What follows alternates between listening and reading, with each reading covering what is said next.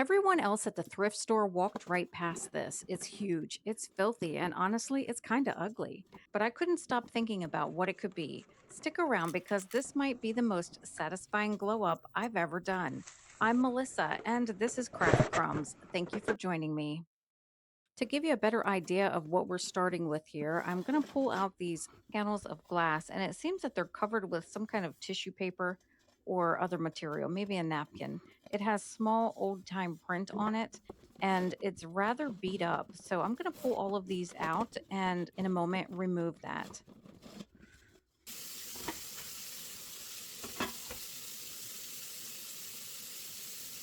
I created a warm soapy bath for these in the kitchen sink, and I'm going to use a razor blade to scrape off that film. And I do believe that this is tissue paper. While I love the idea of tissue paper, this stuff has to go. It's just too worn out. After I get it off of there, which was amazingly easy, I'm going to put it back into the bath so that any of the adhesive I might have missed will start to loosen up. Look how it just wants to peel back. Oh, I thought this was going to be a lot harder.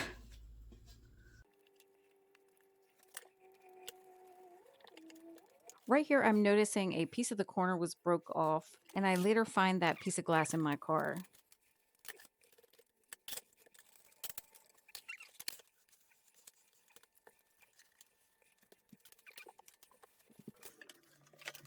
Here, I'm just giving them a final cleaning, and I'll rinse them off and set them aside to dry.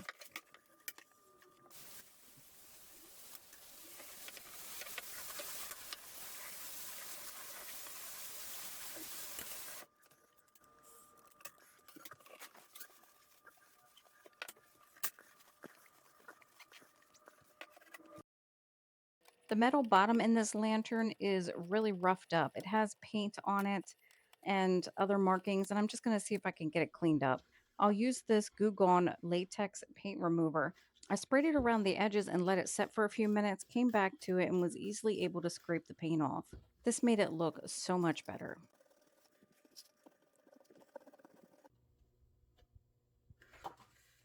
Moving to the body of the lantern, I'm sanding down certain areas because there was a lot of globbed up dried paint on this, raised areas, and things I just can't even begin to explain. I'm sanding it down with my zip sander, but I believe I went in here with a razor blade as well at some point. I'm not sure if I show it, but I just scraped off some of those raised areas.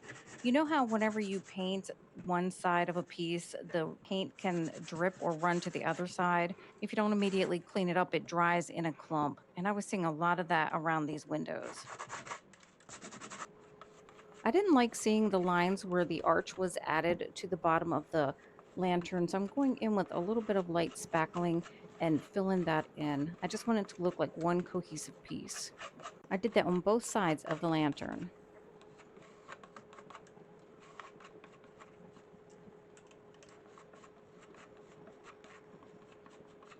I removed all of the old hardware and this one hinge had a stripped screw in it. I had to break the hinge off and now I'm just working really hard to get that screw out. After that final sanding, I wiped away all of the dust and I'm going to paint the entire lantern in this color Dusk by Waverly.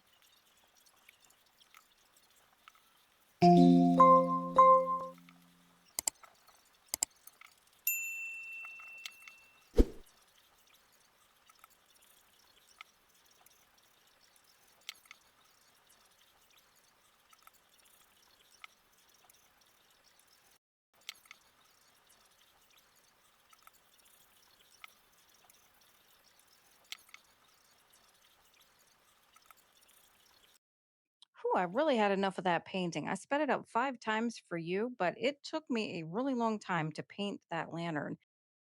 I wanted to add appliques of some sort to the lantern, so I dug through my stash of silicone molds and settled on this one with the swallows.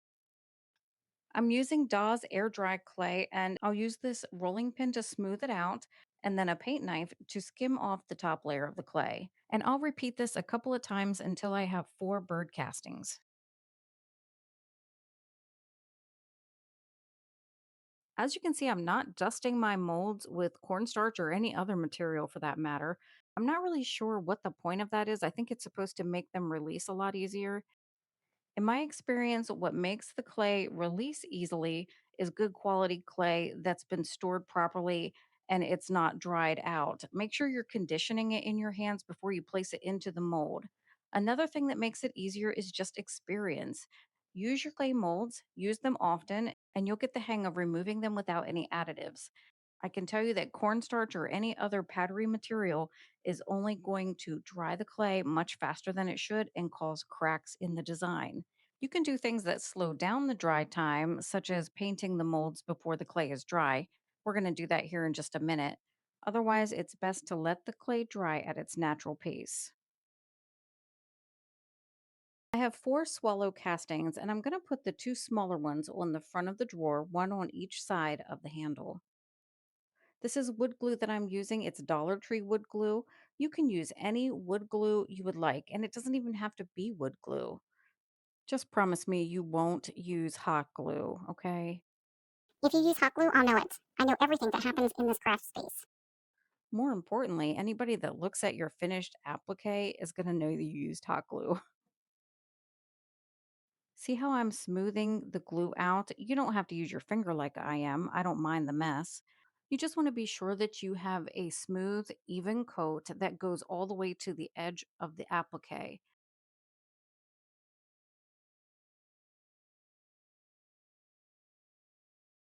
After getting these on, I'm going to set it aside to dry for about 15 minutes just to let the glue cure a little bit, and then we'll come back to paint it. The perfect time to paint if you're not allowing the clay to fully dry is when you can see the outer edges of the clay turn white. This means that the glue has had plenty of time to set up and it's beginning the drying process. I'm going to paint them to match the rest of the lantern.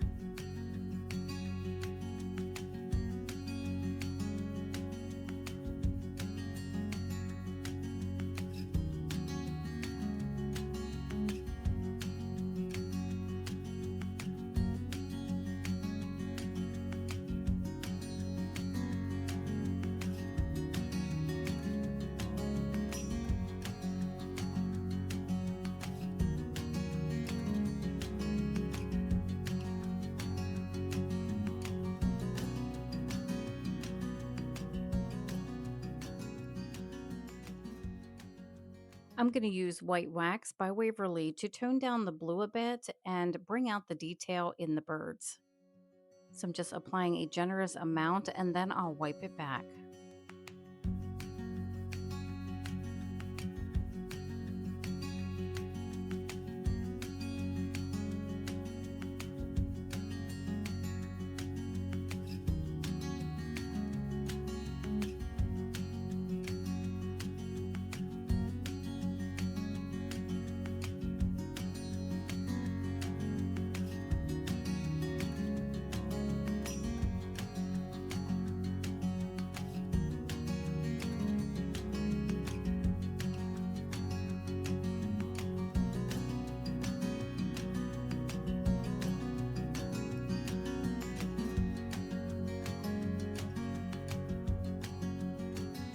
Remember, I said I liked the idea of tissue paper, just didn't like the tissue paper that was on it when I bought it.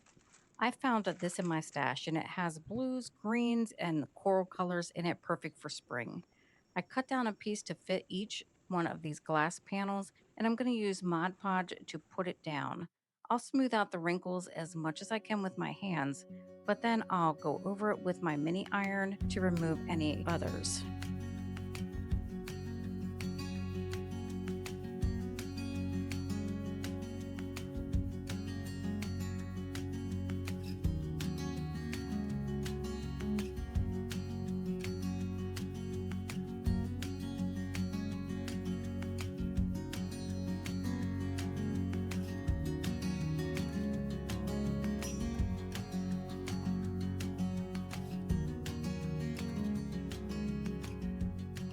Typically, I'd use sandpaper to remove the excess around the edges, but this glass is old and it feels a little bit frail. So I'm going to use my knife to remove it. And this was honestly a lot easier than the zip sander. When I found that piece of glass in my car, I was so relieved because this was going to leave a gaping hole in one of the panels. I used super glue to attach it to the larger piece and set it aside for a couple of minutes, not long at all. And now I'm just going to patch up where that piece is with more of the tissue paper.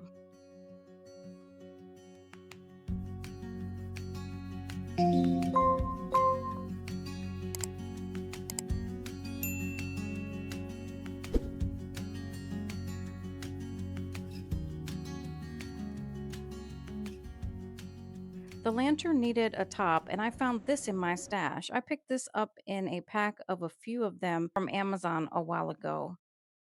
After painting it and letting it dry, I'm going to go in with a few tumbling tower blocks and I'm going to create barriers that's going to allow this piece to set on top of the lantern, be removable, and not slide around. The idea of having the removable top is simply in case I change my mind. I may want to use this as a planter at some point, and a removable top will make that possible. As you can see, I painted the outer edge of the top in the same shade blue as the rest of the lantern. And now I'm going to cover that middle section with more of the tissue paper we used on the glass.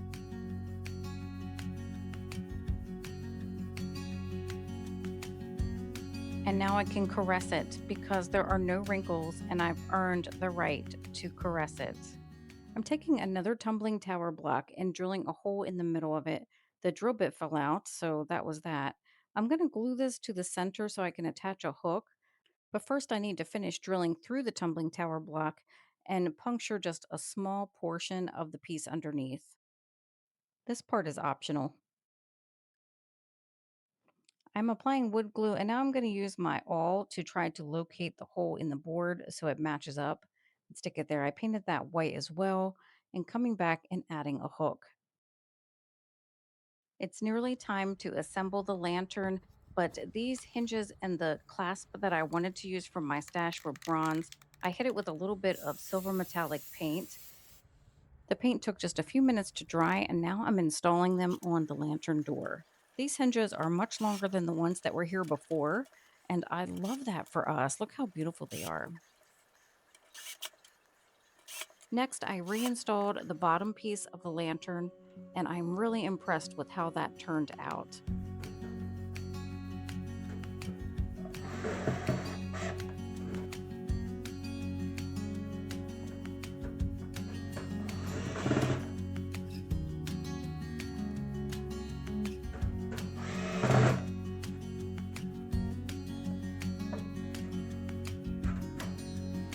Sorry, I had to take a minute there to admire.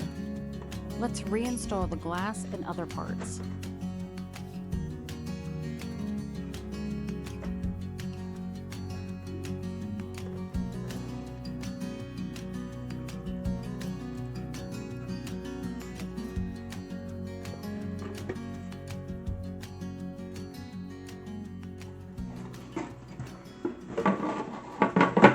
Here's what the lid looks like from the inside. The white paint will reflect the light when I add a candle, and the hook will allow me to hang a small greenery sphere. Here it is complete.